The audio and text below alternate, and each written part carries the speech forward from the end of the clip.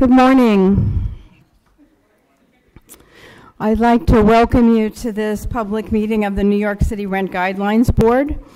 This is the first meeting in a series of public meetings and hearings to determine renewal lease adjustments for rent-stabilized housing units in New York City, with leases commencing or being renewed on or after October 1, 2018, and on or before September 30th, 2019. I will now take roll call. Please respond if present. Hillary Botine. Present. Shayla Garcia. Present. Cecilia Hosa. Present. David Reese. Present. Scott Walsh is not with us yet, and Kathleen Roberts, I'm present. Since our last meeting on November 30th, 3 members of the board have left: Helen Schaub, Harvey Epstein, and Mary Seraphy. I would be remiss if I didn't recognize their hard work and dedication to the RGB for their multiple years of service. So on behalf of the current members, I'd like to thank them and wish them well. City Hall is in the process of filling these vacancies, and we hope to have new members in the near future. In your folder, this is for those who have folders, you will find a copy of the 2018 Income and Expense Study, which will be presented at today's meeting. After the presentation of the RGB reports, we have a guest speaker from the New York City Department of Finance, Deputy Commissioner Timothy Shears. Also in your folder, you will find selected initial findings of the 2017 New York City Housing and Vacancy Survey released by HPD. The 2017 HVS contains data regarding vacancy rates, tenant income and rent, housing and neighborhood conditions, and tenant rent income ratios for rent-stabilized units in New York City. Many key data points will be outlined in the 2008 Income and Affordability Study, which is prepared by the RGB staff, which will be released in April. In addition, HPD has agreed to come and present the findings to the board on either April 5th or April 12th. Our next meeting will be here at the Landmarks Preservation Commission conference room on April 5th, starting at 9:30 a.m. The preliminary vote for rent-stabilized renewal lease adjustments will be held on April 26th at the Great Hall, Cooper Union, 7 East 7th Street in Manhattan, starting at 7 p.m. There are copies of the most current 2018 meeting schedule in your folders, and it can also be found on our website, nycrgb.org.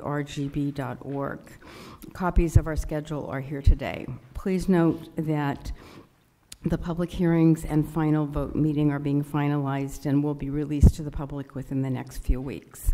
If you're interested in receiving email updates about upcoming RGB meetings and hearings, please take one of the flyers that are here today, or you can sign up by going to the board's new homepage at nyc.gov/RGB.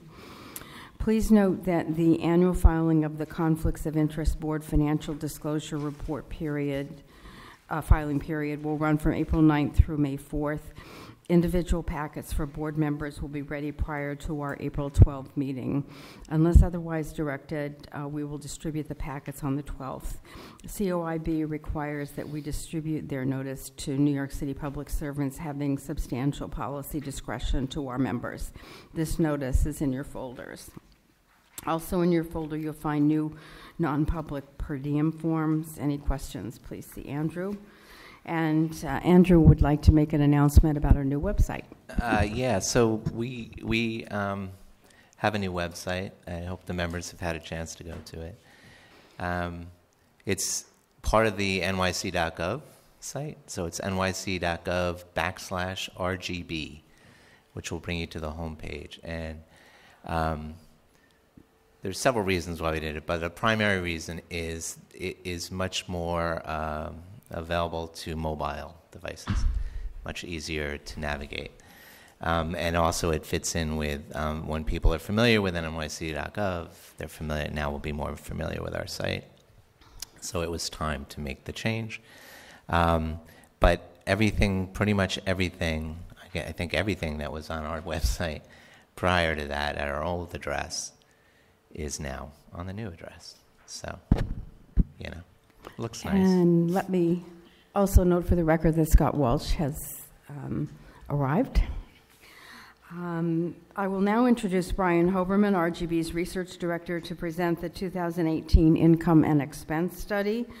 Please note that there are copies of this report here today, and it will be made available on our website after the meeting. Okay, thank you. Good morning, everyone. Good morning. The 2018 Income and Expense Study analyzes data from real property income and expense, that's RPIE, filings. These forms were submitted to the Department of Finance in 2017 and reflect conditions during 2016.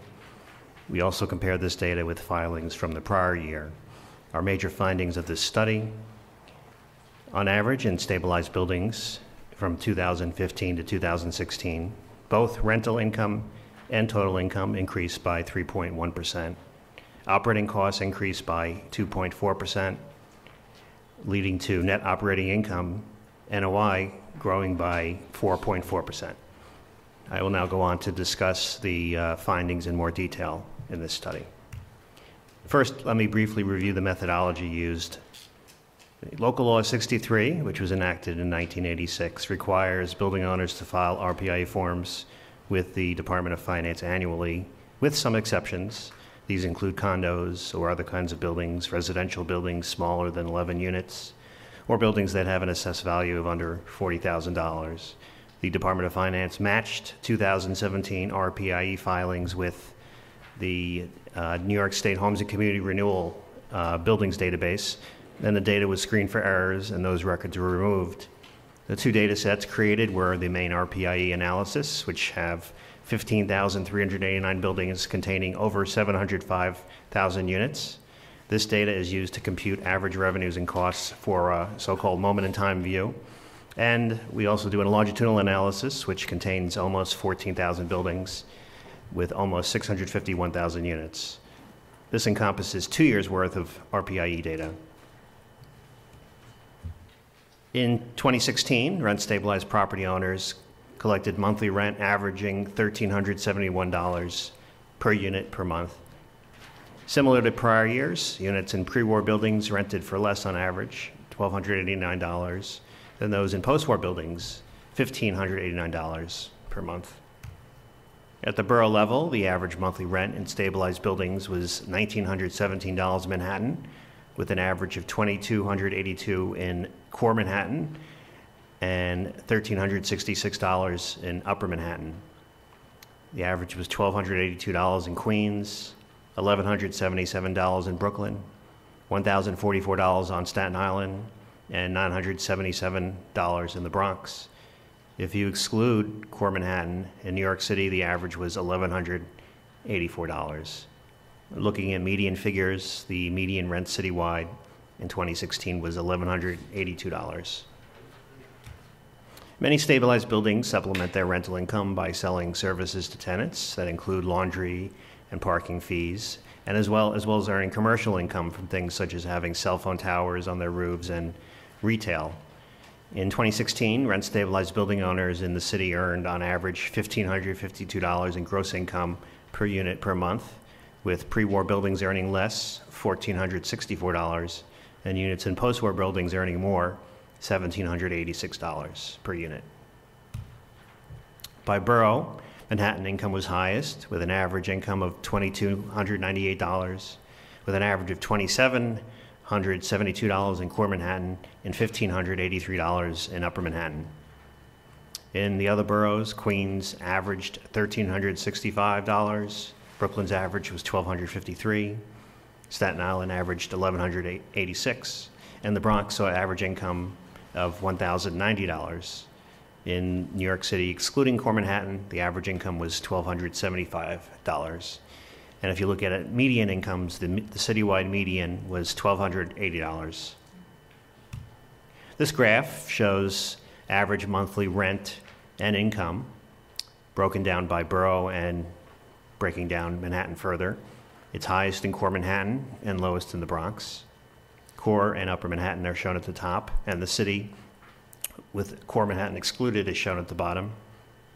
Average income is in blue and average rent is in green. This graph and all the other graphs in the report in the presentation or in the report as well if you have trouble seeing it on the slide.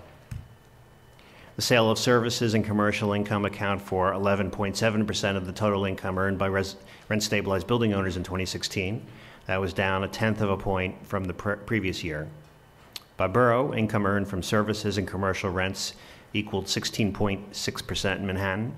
It was 17.7% in Core Manhattan and 13.7% in Upper Manhattan, 12% in Staten Island, 10.4% in the Bronx, and 6.1% in both Brooklyn and Queens.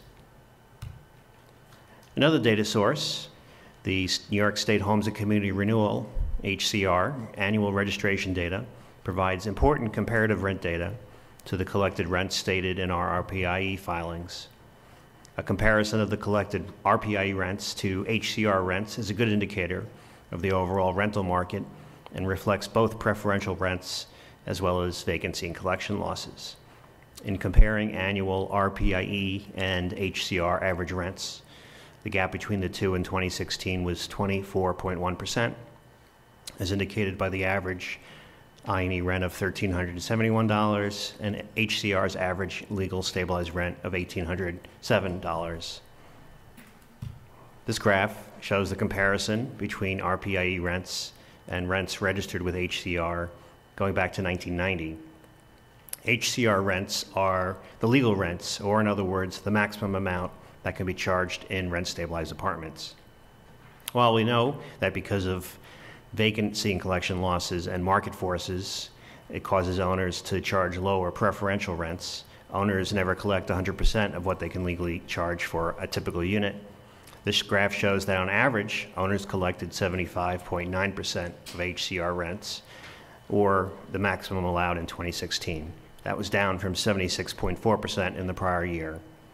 The gap grew from the prior year, which indicates that building owners are collecting a lesser proportion of their legal rent rolls. Now we'll move on to expenses. The average monthly operating cost for units in stabilized buildings was $985 in 2016. Costs were lower in units in pre-war structures, $938, and higher among post-war buildings, $1,108. By borough, average costs were highest in Manhattan at $1,408, followed by Queens at $873, Brooklyn at $799, and Staten Island at $772. The lowest was in the Bronx at $742. Within Manhattan, costs for units in Core Manhattan averaged $1,656, while costs in Upper Manhattan were $1,033. If you exclude Core Manhattan, the average monthly operating costs was $821. In 1992, the Department of Finance audited adjusted expenses reported by building owners on RPIE forms and found that costs were overstated by approximately 8% on average. If we adjust the operating costs in the 2016 RPIE data by that amount, roughly 8%, it resulted in an average citywide cost of $904 per unit. Operating expenses in buildings without commercial space are generally lower than in buildings with commercial space. The figures noted on the slides up to this point include expenses for buildings with commercial space. However, in our analysis, we can just look at the buildings that do not contain commercial space, and we found an average monthly audit-adjusted cost of $822 per unit citywide in 2016. If you look at median costs, which are not audit-adjusted, the citywide median monthly expenses for all stabilized buildings was $847, with Manhattan having the highest median costs at $1,159. Staten Island had the lowest at $693. In between were Queens at $802, Brooklyn at $744, and the Bronx at $714. This graph breaks down expenses by component and further breaks them down into pre- and post-war categories. The largest share of expenses, as usual, went towards taxes, followed by maintenance and administrative costs. In post-war buildings, which are indicated in red, they spent more on taxes, maintenance, administration, labor, utilities, and miscellaneous costs, while pre-war buildings, shown in blue, spent more on fuel and insurance. and the average expenses are shown in the graph in green. In 2016, 4.9% of buildings were found to have operating and maintenance costs greater than gross income, which are considered distressed. That represents half a percentage point decline from the prior year's 5.4% and the lowest level ever recorded in the 27 years of this study. The vast majority of distressed buildings are pre-war, 91% in fact. By borough, slightly more than half of distressed buildings are located in Manhattan at 51%, while 21% are in the Bronx, 16% are in Brooklyn, 11% are in Queens, and fewer than 1% are located on Staten Island. This graph shows since 1990, when 13.9% of stabilized properties were considered distressed, the proportion of distressed buildings declined each year until 1999, reaching a low at that time of 6.1%. But from 1999 to 2004, the proportion increased in most years. But since 2004, actually over the last 12 years, the stress rate has declined for 10 of the last 12 years, reaching in 2016 its lowest level in 27 years. There is no direct way to measure profit in the rent-stabilized buildings in this study. We would need to know a great deal of individual building information, such as debt service, mortgage interest rates, etc., and that is not available. Instead, we have two surrogate measures for profit: net operating income and cost to rent and income ratios. We'll look at net operating income first. The amount of income remaining after O&M expenses are paid, that is used for financing buildings, making improvements, and pre-income tax profits, is referred to as net operating income, or NOI. NOI is a good indicator of a building's financial health. In 2016, rent-stabilized apartments averaged $568 of net income per month, while units in post-war buildings on average earn more, $678 per month, and units in pre-war buildings earn less, $526 per month. Average NOI per unit in residential-only buildings, $525, was 7.6% less than the average for all rent-stabilized buildings. In 2016, average NOI was significantly different by borough. Manhattan had the highest NOI at $890, with core Manhattan units having significantly higher NOI at $1,116 than upper Manhattan units, which on average earned $550 per month. In the other boroughs, NOI in Queens was $492, followed by Brooklyn at $454, Staten Island at $414, and the Bronx at $348. Units in the city, excluding core Manhattan, had an average monthly NOI of $454. The second surrogate measure for profit is the cost to rent and cost to income ratios, which reveal how well the stabilized stock is doing. Cost to income ratios can be used as a tool to evaluate a building's financial health, making the assumption that buildings are better off by spending a lower percentage of revenue on expenses. In this graph, the audit-adjusted cost-to-income ratio is shown in green and is the bottom line on the graph. In 2016, operating costs were 58.3% of gross income, half a point lower than the prior year. This means that owners on average spent on costs a little more than 58 cents of each dollar of revenue earned. And this graph shows the proportion of total income spent on audit-adjusted operating costs since 1990. After falling for several years, it began increasing in 1999, rising until 2005, but has fallen in 9 of the last 11 years, including this year. Also on this graph is the cost to rent ratio, shown in blue, and that has followed a similar trajectory over the years, falling to 66% this year. This slide breaks out rent, income, costs, and NOI figures between core Manhattan, which is shown on the left and in blue, with the city with the core excluded, which is on the right and in green.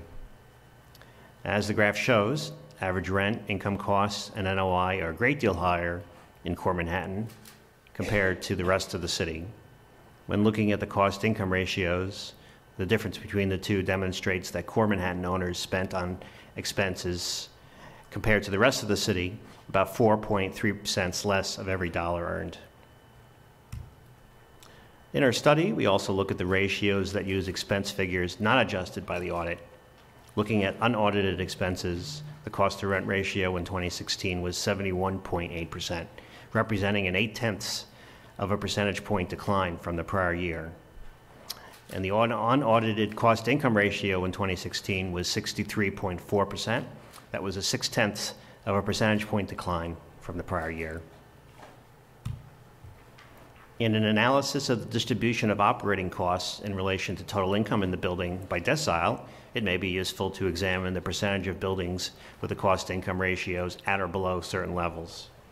The Department of Finance calculated decile levels, and in examining them, for instance, decile statistics reveal that half of all stabilized buildings citywide have unaudited cost-income ratios of 0.64 or less. This means that half the building owners spent no more than 64 cents of every dollar of revenue on operating maintenance costs in 2016. Another example, if you look at the 70% decile level citywide, which means 7 out of 10 building owners pay no more than 72 cents of every dollar of revenue on operating and maintenance costs, and the remaining 3 of 10 pay more. Another example, if you look at the 30% decile citywide, 3 out of 10 building owners pay no more than 57 cents of every dollar of revenue on expenses. The complete table of all 10 decile levels citywide and by borough can be found in the report in Appendix 8. This graph is useful because it shows the change in income, rents, expenses, and NOI citywide over more than 2.5 decades and takes inflation into account. During this period, income, which is shown in blue and on top, was up an inflation-adjusted 44.7%. Rent, the second line from the top, and in green, was up 43.1%. Costs, the third line from the top, and in red, were up 35.5%. And net operating income, represented by the bottom light purple line, increased over this period by 64%. And note that this is an inflation-adjusted point-to-point comparison, where the changes are shown over the period from 1990 to 2016, the most recent year data is available. These graphs represent the same time period as the graph on the previous slide, but it breaks it down by borough. These graphs show that while the actual inflation-adjusted income, rent, costs, and NOI figures are far higher in Manhattan, the percentage increase in NOI was not the highest in that borough. Brooklyn, at the top right, saw the largest NOI increase over this period, with NOI more than doubling, rising 106%. Queens, at the bottom left, have the second highest NOI increase, rising 77%. The Bronx, in the bottom right, experienced NOI growth of 69%. And finally, Manhattan, at the top left, saw NOI grow 64% since 1990. I will now move on to the second part of the income and expense study, which is the longitudinal analysis. The longitudinal sample encompasses properties that filed RPI forms that reflect conditions in both 2015 and 2016. By conducting the longitudinal analysis, we can more accurately track changes from year to year as the same buildings are being analyzed. Average rent collections in stabilized buildings rose by 3.1% in 2016. Rent collections in pre-war buildings grew 3.2%, greater than in post-war buildings, which increased by 2.8%. Rent collections increased the most among smaller 11 to 19 unit buildings, up 3.6%. Mid-sized 20 to 99 unit buildings rose 3.1%, while rents grew 2.7% among large 100-plus unit buildings. Looking at median rent, citywide it was up 3.7%. Examining rent collections throughout the city, 94% of community districts saw increases in average rent from 2015 to 2016. At the local level, rent growth was greatest in Brooklyn's Flatlands Canarsie neighborhoods, rising 9.1%, followed by Bayside and Little Neck. Queens, up 7.1%. Bed-Stuy in Brooklyn was up 6.3%, and Hillcrest and Fresh Meadows, Queens, was up 6.2%. In Manhattan, the neighborhood growing the most was Morningside and Hamilton Heights, up 4.1%, while East Tremont and Belmont saw the greatest growth in the Bronx, increasing 4%. Meanwhile, rents declined in 2 neighborhoods in the Bronx and 1 in Brooklyn. East New York and Starrett City, Brooklyn, fell the most, down 2.5%. A list of all community districts and how much their rent changed can be found in the report in Appendix 13. The average total income collected in rent-stabilized buildings, which comprises apartment rents, commercial rents, and the sale of services, grew by the same percentage as rent this year, up 3.1%. Revenue grew faster in pre-war buildings, up 3.3%, than in post-war buildings, up 2.6%. Brooklyn saw the highest growth in income, rising 3.9%, followed by Queens, up 3.8%, Manhattan, up 3.1%, Staten Island, up 2%, and the Bronx, up 1.6%. The median growth in income citywide was 3.7%. Average expenses in stabilized buildings citywide increased 2.4%. However, the change in operating costs varied by building age and location. Pre-war buildings saw expenses rise 2.1%, while newer post-war buildings saw expenses increase 2.9%. By borough, costs grew the most in Brooklyn, up 3.9%, while costs rose 2.8% in Staten Island, 2.7% in Manhattan, and 2.5% in Queens. Conversely, costs fell 0.2% in the Bronx. Citywide, median expenses increased 1.4%. It could be useful to compare the cost changes calculated from RPIE data with the price and cost data from the RGB's Price Index of Operating Costs, which was adjusted to match time periods between the two. The adjusted price index is in blue, and the RPA data is in green. As the graph shows, the income and expense data grew at different rates than the price index in some years since 1990. Most recently, in 2016, the adjusted PIAC grew by 4.3% from 2015 to 2016, the same period as the 2.4% increase in income and expense costs. It's close to a 2 percentage point difference.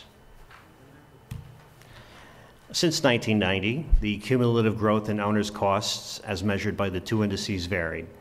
Overall nominal costs measured in the PIAC increased at a greater rate, 196.1%, compared to RPIA data, which grew 173.7% over the period, a 22.4% percentage point difference. However, over the last 6 years, the gap between the two is just 1.7 percentage points. During that period, owners reported growth in costs of 23.1% in the RPIE compared to 21.4% in the PIAC.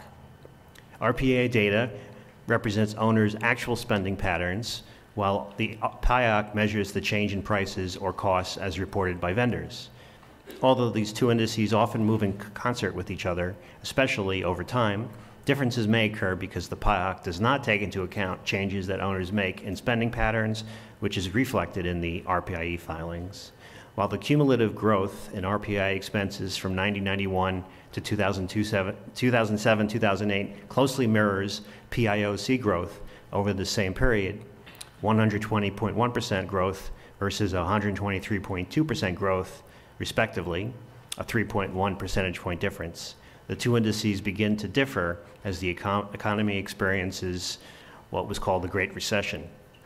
Reported RPIE expenses remain nearly flat in 2008-9 and 2009-10, rising 0.1% and 1% respectively. Simultaneously, the PIAC recorded changes in prices costs of 3.6% and 5.5% respectively. As a result, from 1990-91 to 2015-16, RPIE expenses grew 173.7% and the PIAC rose 196.1%, a 22.4% difference. Had RPIE expenses in just those first 2 years of the recession grown at the same pace as PIAC reported costs, the current difference in the 2 indices would be just 0.1 of a percentage point. Between 2015 and 2016, the proportion of gross income spent unaudited adjusted expenses, that's the O&M cost to income ratio, declined, falling by 0.4 of a point. The proportion of rental income used for audit adjusted expenses, the O&M cost to rent ratio, similarly fell, declining by 0.5 percentage point. Net operating income per unit, on average, in rent-stabilized buildings increased by 4.4% citywide from 2015 to 2016. That was the 12th consecutive year that NOI has increased. NOI growth was stronger in pre-war buildings, up 5.5%, than among post-war buildings, which rose 2.1%. The average increase in NOI from 2015 to 2016 varied around the city. Each and every borough saw NOI increase, with Queens seeing the greatest growth, up 6.2%, while NOI rose 5.7% in the Bronx, 4% in Brooklyn, 3.7% in Manhattan, and 0.5% on Staten Island. Within Manhattan, NOI varied widely, with Upper Manhattan NOI increasing 10%, while it rose 1.8% in Core Manhattan. At the community district level, NOI increased in the vast majority of the city, 92% of community districts. At the neighborhoods seeing the greatest growth in NOI were Bayside Little Neck in Queens, up 20.9%, Morningside and Hamilton Heights in Manhattan, up 19.4%, Morrisania, Melrose, Claremont in the Bronx, up 17.6%, East Tremont and Belmont in the Bronx, up 15.4%, and Washington Heights and Inwood in Manhattan, up 14.9%. The Brooklyn neighborhood seeing the greatest increase in NOI was in Brownsville, Ocean Hill, up 10.7%. By contrast, two neighborhoods in the Bronx, one on Staten Island and one in Brooklyn, saw a decline in NOI, with the largest occurring in East New York, Starrett City, Brooklyn falling 3.6%. And you'll find a list of all community districts and how much the NOI has changed in Appendix 13. This table lists the average annual change in rent, income, expenses, and net operating income from 1990 to the present. To summarize the findings of the income and expense study, which is shown in the bottom of this table, and it's also reproduced in the report, the average rent and revenue collections each rose 3.1%, and expenses rose by 2.4%. Since revenue grew at a greater rate than expenses, NOI citywide increased by 4.4%, which, like I said, was the 12th consecutive year that NOI has increased. Thank you. I will now take any questions you may have. Any questions for Ryan?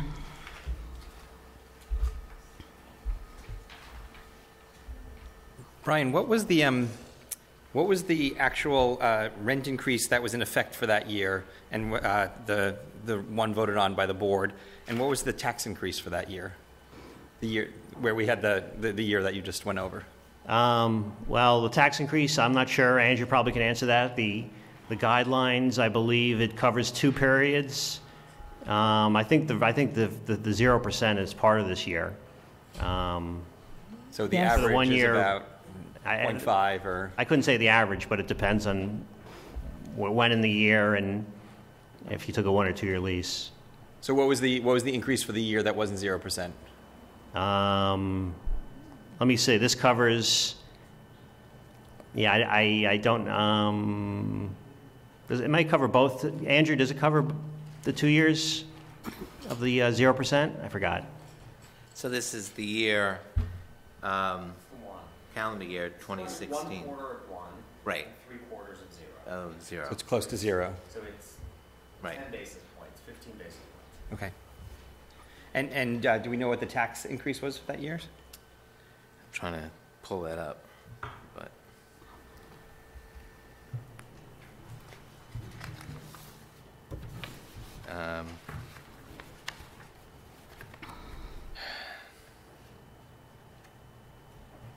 can't get past the page. That's frustrating. I have a couple of other Yeah, questions. I'm trying to get past the Wi-Fi. Brian, I'm sure you've answered this question many times before, but I don't know the answer to this.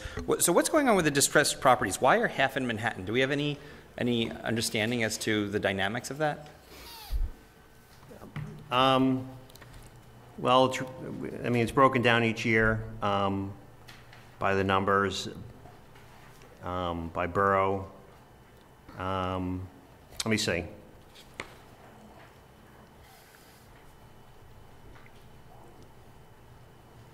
Five in Manhattan, close to 6,000 out of 13,500 rent-stabilized buildings are in Manhattan. So it probably it's a little greater than the number of buildings. So it's not that are our rent-stabilized. It's the proportion is a little greater than it is. Just but not terribly, not terribly. Yeah. So okay, I got it. Yeah. And then the last question is, so in your slide about the gap between the RPIE and the PIOC, the slide didn't talk about years 2009, 2010, but if I understand from your comments, that's what was driving the big gap between them? Because the gap didn't really exist before and it didn't exist after. This is something probably Andrew maybe can answer more. He was the one who wanted to discuss this. You're exactly right. So things were humming along nicely where from 90 to 2008, the gap was 3.1 percentage points, which is good. We're close. The PIAC outpaced the I&E costs. And there's always fluctuation in years. Some years costs may go up more in the PIAC and then down and, not as much the RPI, but the next year but over time, all those adjustments sort of level out. So in the next 2 years, the PIAC measured increases that were close to 10% because we're measuring, and remember the PIAC is taking a look at changes in price and costs, where the RPIE is reflecting just owner expense. So their expense patterns will differ from what the PIAC is. So owners are reacting to that recession, essentially. And then we have to wait a while to see how that impacts that, because over time those things level out. But we didn't see a leveling out over the past 6 years after that. So we took the last 6 years and found that they were only 1.7 percentage points apart. So whatever happened those 2 years, there was no, there hasn't been yet, and I don't know, we're 6 years out, I don't think there will be. There hasn't been this sort of coming back where they mirror each other because of those 2 years. And if you take the same increase that the PIAC measured over that time and plugged it into what the RPI is, they'd be identical, essentially. Say that again? They would be identical. I'm sorry, say the whole thing. If you took the PIAC measured increases of 3.6 and 5.5% those years, if you plug those into the I&E costs, if that's what they measured, then those two would come out at 196%, basically, both of them. So normally there's a correction. I think the recession had something to do with that because owners responded and they changed their spending patterns. I think the point of why we wanted to discuss this is that even though you look over the entire time, there's a 22 percentage point gap. It's still a good measure. The price index is still a good measure. If you eliminate those two, that time period, it's still mirroring the I&E costs. And that's what we reported, so the board had to react to that, and I get that. So I don't want to dismiss the fact that that's what we did, but I'm giving the reason of why we believe that happened. But it's still barring a recession, it's still of that magnitude.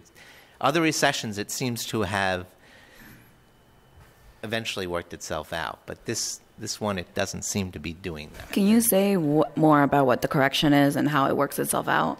Well, generally, because of when the price index is measured, it goes from April. It goes from April to March. So it's a different period of time, where the I&E is a calendar year. So when it measures those costs, if there's, say, large fuel jumps in January and February, it's not going to be reflected in the I&E data, but it's reflected in the price index. But it will be captured in the next I&E data set. So you may see a jump in the PIOC outpacing the I&E 1 year. And you can see it if you look at that table on the 14. chart on page 14, where it goes up. There, some years they're close. Other years, they'll spike. The I&E will spike. It won't spike. Perfect example, if you look at 07 and 08, the PIAC was 7.1%, I&E cost 5.2. The next year, PIAC 4.9, and the I&E 6.4. So there was sort of a smoothing out there, and that sort of occurs the entire way through. And when we have large jumps in expenses, they're further apart from year to year, but over time they tend to equal out. And so they are two different measures and two different time periods, so you're going to have that. But usually it corrects itself, and we didn't see that correction this time around. And I think it's because it's a reaction to that. But So just to be clear, so the working theory is just that landlords kind of collectively figured out a way of kind of making a permanent reduction of their costs. And so it's kind of seemed like a one-time or a irregular event. And we don't know exactly how they reduce their costs, but that's our hypothesis. That's not, yeah. And I think the why is interesting. It always is, but the data shows that it's those 2 years that impacted that gap. And I'm assuming it's the way owners reacted to a recession, like anyone reacts to a recession. Yeah. You cut back on certain costs. And so, and again, the whole purpose of this exercise was to say, okay, you may look on the face that, okay, the PIAC's not doing its job, but I think it is.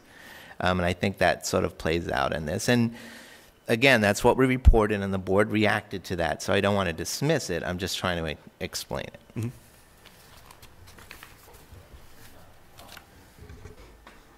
Maybe it's really... On page 6... Could you just explain the RGB rent index adjusted?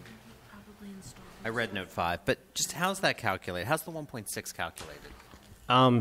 It basically adjusts for the same period of time as the RPIE calendar year, so the index is adjusted from the guideline period to the RPIE calendar year, so it shifts at like roughly 3 months.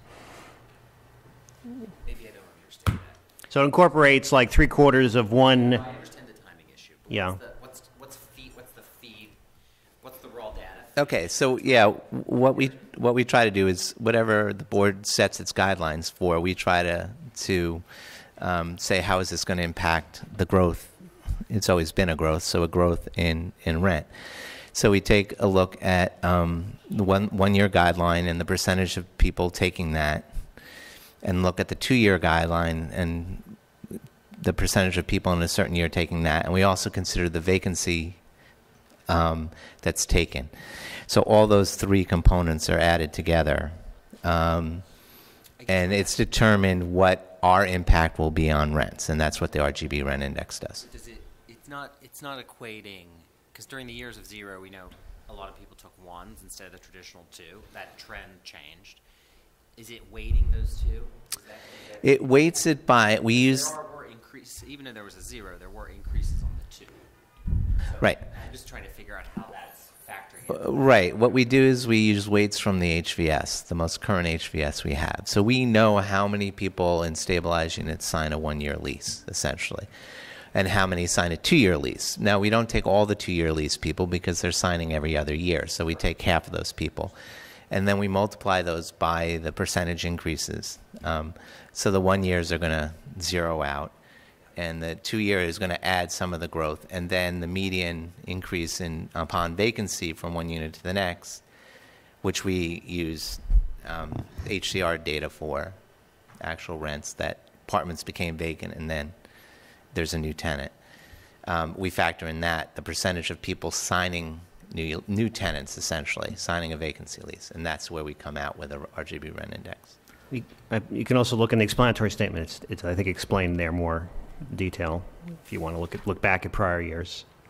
And I think it's important we're on page 6, but and it's written in the report, but our guidelines are impacting, I think, rent growth. If you see those years where there's been guidelines that are, less, the board has voted, even though there's been rise in rents for other reasons, they've all declined. The growth has declined. Yeah. There hasn't been a decline in growth, but the percentages are not as high each year. So our board is impacting those numbers, but there's still obviously rent growth. But Yeah, I mean, that's very clear. right, too. that's It's clear, and I just clear wanted in to point that 16, out. too, Yeah. Because in 16, other than the recession years, there was never as low of rent growth, except for 2015-16. I mean, you look at the whole 30, 25-year series. Yeah. It's a kind of quasi-recessionary period.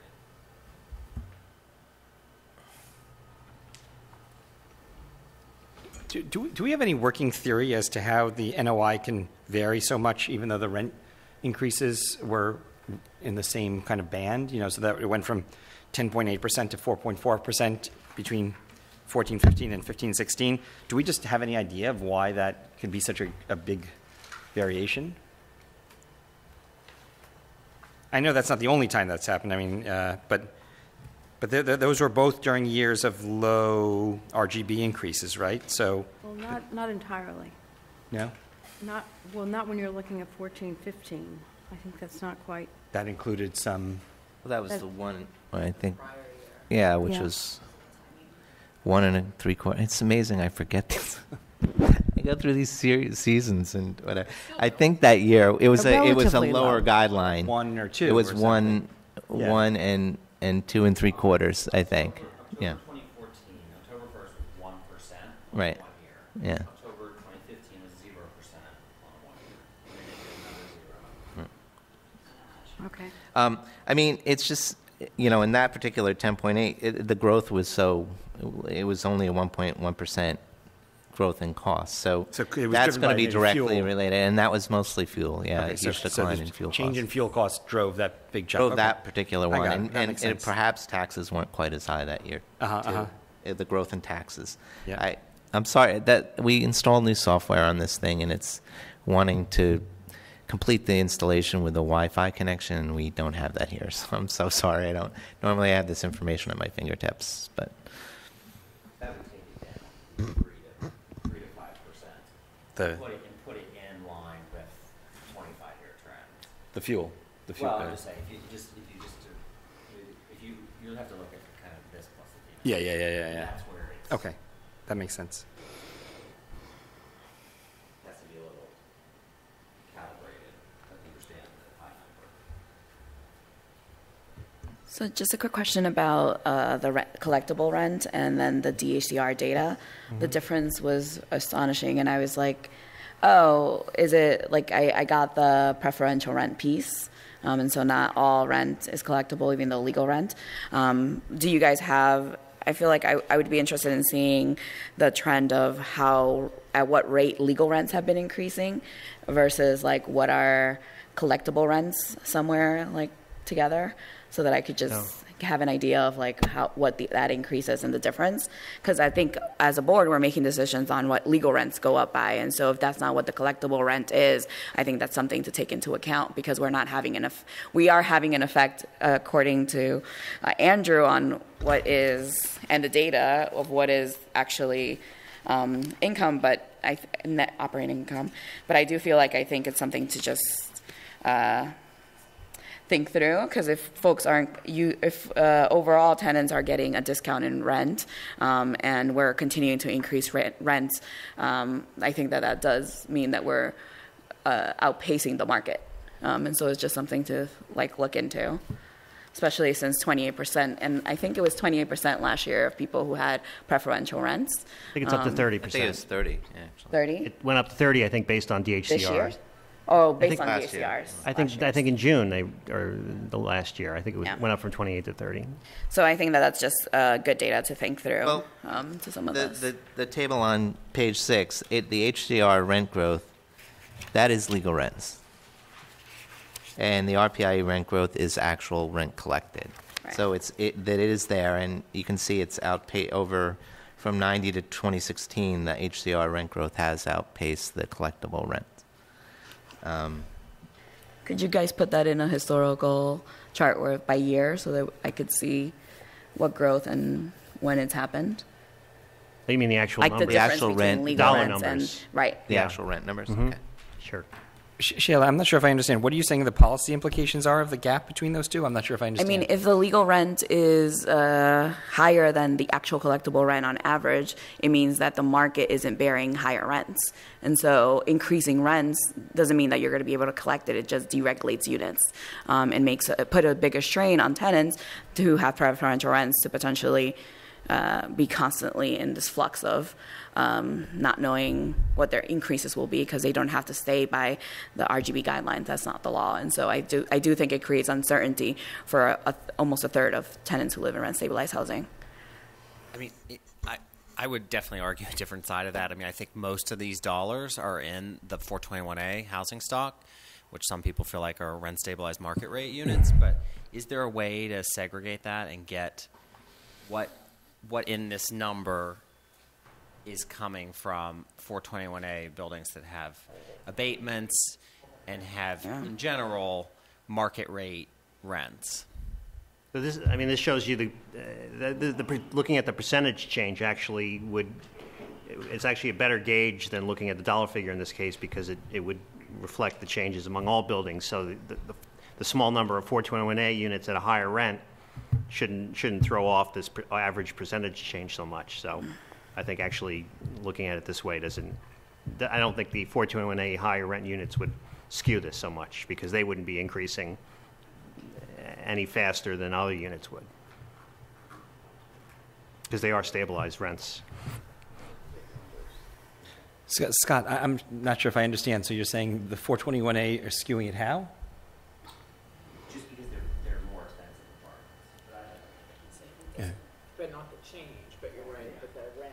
The absolute dollar figures would be higher, but that would be when I report the numbers to her that would be reflected.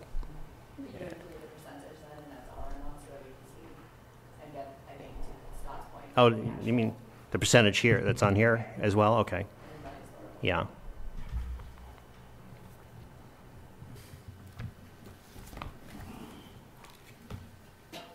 Any other questions for Brian?